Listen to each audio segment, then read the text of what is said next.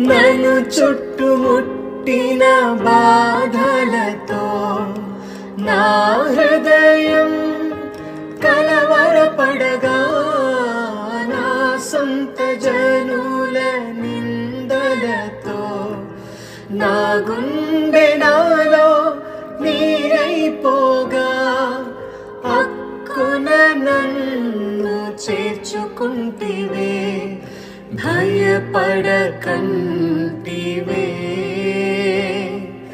మిక్కుట ప్రేమను చూపితివే, నన్ను ఓదార్చితివే.